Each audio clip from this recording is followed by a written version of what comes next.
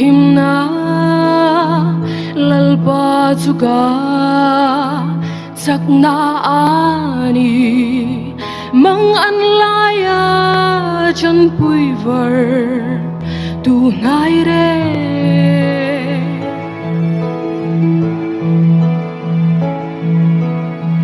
leilung te hi lo dang lam mi tang te hi tui fin ria chunga lo in son ma sela kan lao lo vang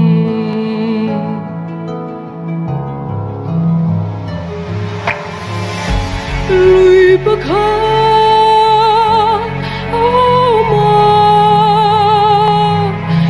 bang the chua but hian kho pui chu adilong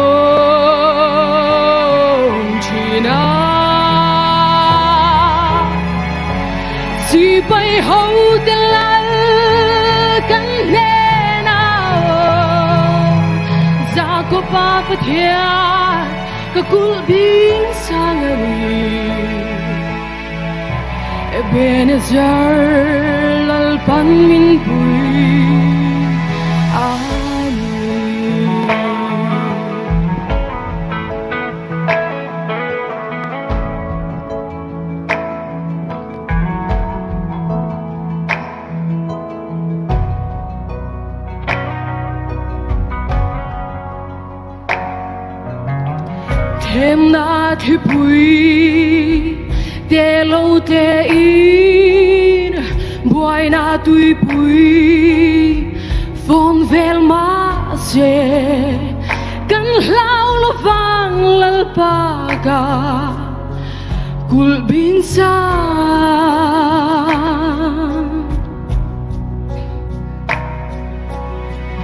amang ai na alai nat na không ngày na khazar ruaya anh po lâu theng sẽ là cần lao lo va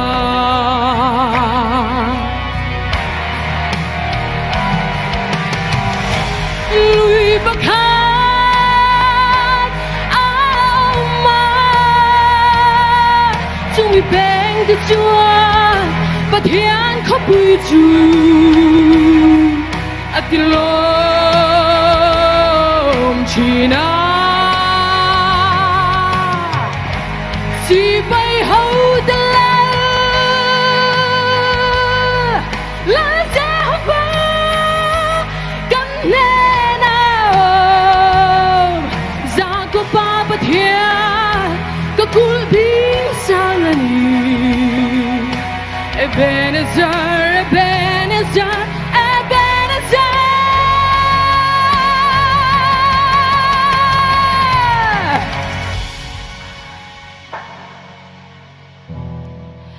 Lalpan min pui ani.